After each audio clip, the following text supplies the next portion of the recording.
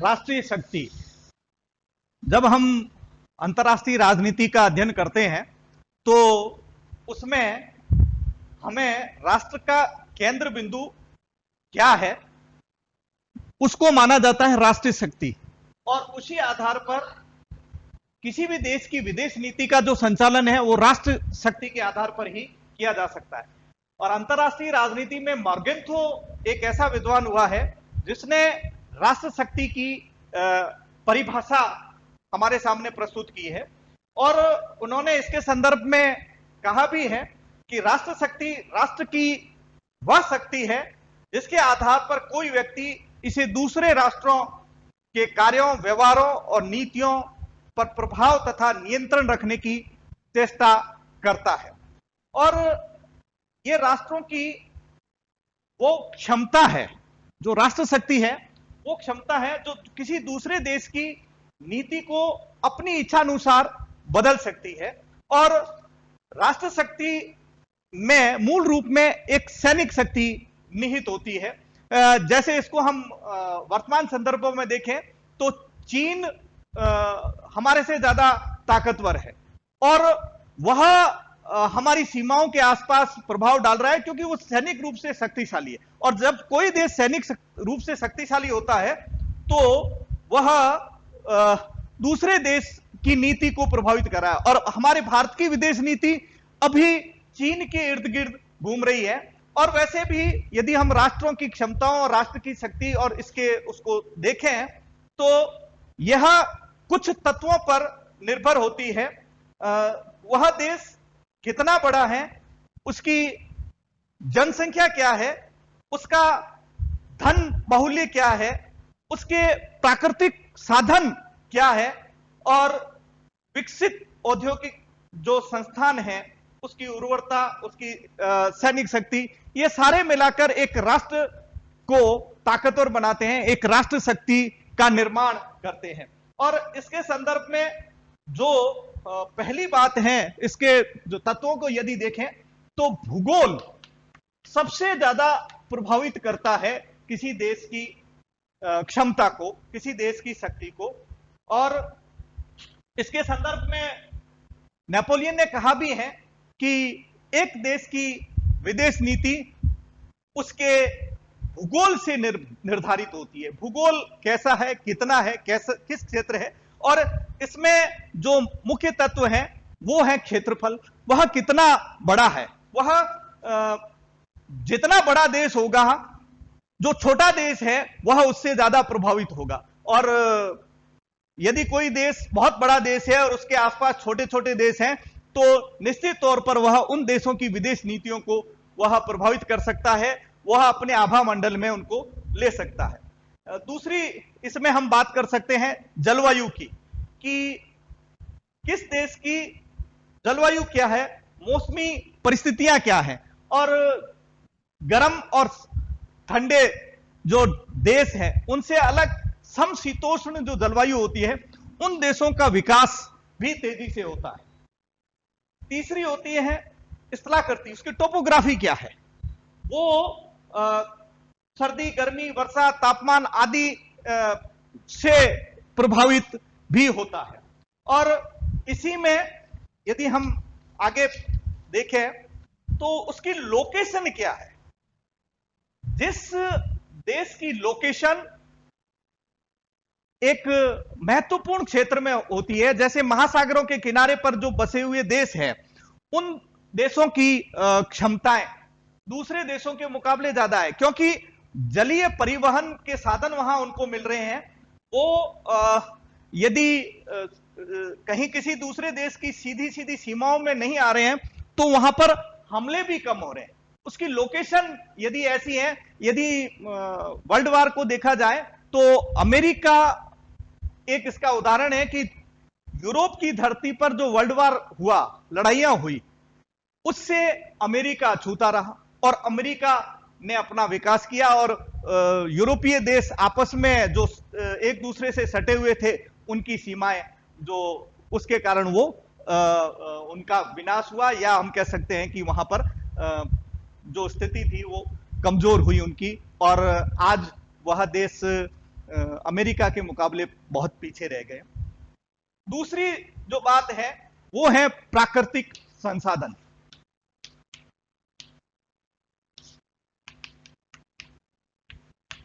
देश की राष्ट्र शक्ति वो प्राकृतिक संसाधनों पर भी निर्भर होती है कि किस देश में वहां की जो जनसंख्या है वहां उनको खाद्य सामग्री मिल रही है या नहीं है, वहां अन्न का उत्पादन हो रहा है या नहीं है। यदि किसी देश में अन्न का उत्पादन अधिक है तो वह देश अपना विकास अच्छी तरह से कर सकता है। यदि कच्चा माल वहां उपलब्ध है, रॉ मटेरियल, तो उसका भी जो विकास है वो तेजी से होता है। खनिज में कोयला है, तेल है। यदि हम मध्य एशिया में जाएं तो मध्य एशिया में तेल उत्पादक देश है और वहां पर तेल का उत्पादन हुआ और तेल की डिप्लोमेसी ने, या हम कह सकते हैं कि वहां की कूटनीति ने पूरे विश्व में वो छा गए और उनका बहुत ज्यादा विकास आज उसी पर हुआ है। तीसरी जो बात है वो है जनसंख्या।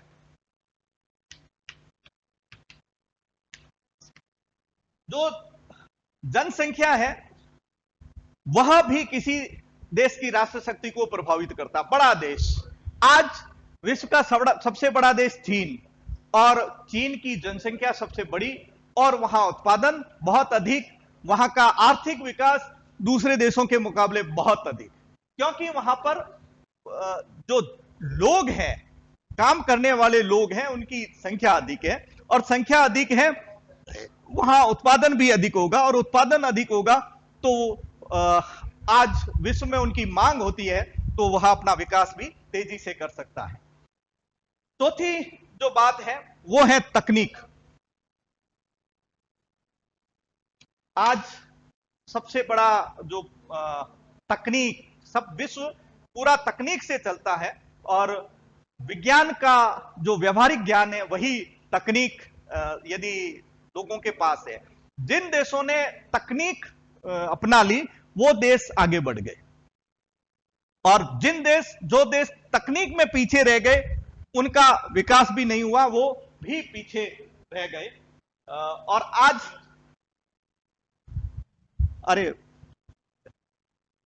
आज की स्थिति में यदि देखा जाए तो सैनिक तकनीक, औद्योगिक तकनीक और संचार तकनीक, यदि ये है तो वह देश अपना विकास कर सकता है और इसी पर वो सारी चीजें निर्भर करती है।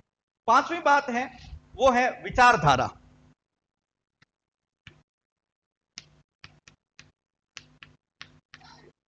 अंतर्राष्ट्रीय राजनीति में विचारधारा का भी एक महत्वपूर्ण अंश होता है और देशों की अपनी विचारधाराएं होती है।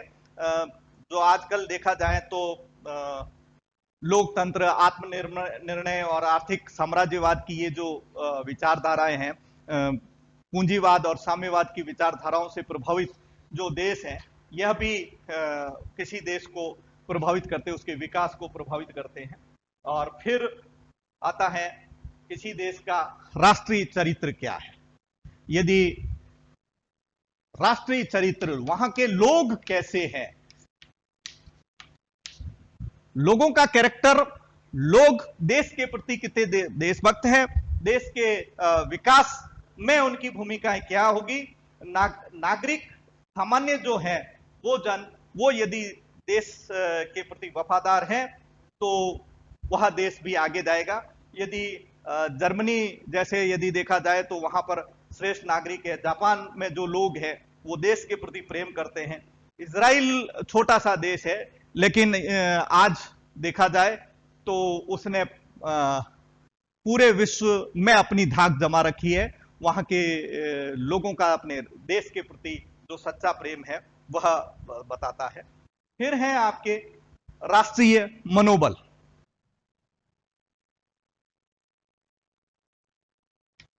मनोबल, मोराल, आपका मनोबल कैसा है। आप ये जो देश के लोग हैं वो यदि अपनी निष्ठा, अपना प्रेम, अपना विश्वास, अपना साहस यदि बनाए रखते हैं तो संकट के दिनों में भी उस देश को कोई नहीं हरा सकता।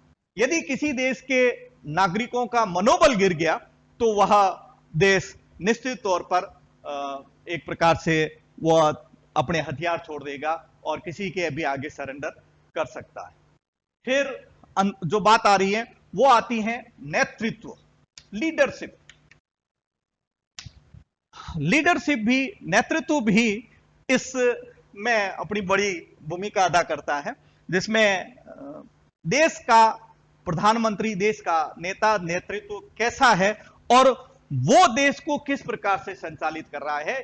यदि उच्च नेतृत्व देश को मिलता है, जैसे हम कह सकते हैं कि अभी हमारे पास एक नेतृत्व क्षमता है, अच्छा नेता है, तो वो भी हमारे इसको देश को आगे ले जा सकता है और विकट संकट से देश को निकाल के ला सकता है। और फिर एक और चीज आती है कूटनीति, डिप्लोमेसी। और ये अंतर्राष्ट्रीय राजनीति में प्रभाव डालती है। ये क्या है, कैसी है, कि उस देश को संचालित करने वाले लोग कैसे हैं, उसके जो विदेश मंत्रालय में बैठे हैं, विदेश सचिव कैसे हैं, दूसरे देशों में जो दूत भेजे गए हैं वो कितने योग्य हैं, अपनी देश की नीति को वहां पर कितना लागू करवा पाते हैं, तो उनका समर्थन उस देश को प्राप्त हो पाता है। तो ये भी एक बहुत बड़ी उसमें आता है। फिर आता है औद्योगिक क्षमता। आज के जमाने में यदि कोई देश औद्योगिक रूप से सक्षम है तभी वह अपना विकास कर पाएगा, अन्यथा नहीं। तो औद्योगिक क्षमताओं का प्रभाव भी उस राष्ट्रीय शक्ति पर प्रभाव पड़ता है। और इसके अंत में हम कह सकते हैं कि सैनिक तैयारियां,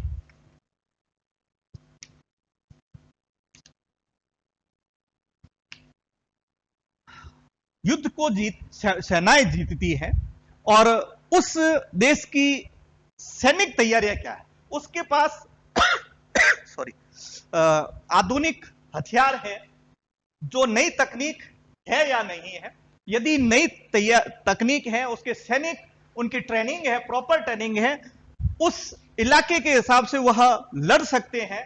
जहां पर जैसे यदि पहाड़ी क्षेत्र है या मैदानी क्षेत्र है तो उनकी ट्रेनिंग भी उसी हिसाब से होती है, पहाड़ों में किस प्रकार से करना है और बाकी जगह किस प्रकार से करना है। तो इस प्रकार की यदि तैयारियां होती है तो वह देश शक्तिशाली माना जा सकता है और वह अपने इन तत्वों के आधार पर विश्व में अपनी धाक जमा सकता है। ये कुछ सामान्य जानकारी थी हमारे राष्ट्र शक्ति और इसके कुछ विभिन्न तत्वों की। Thank you.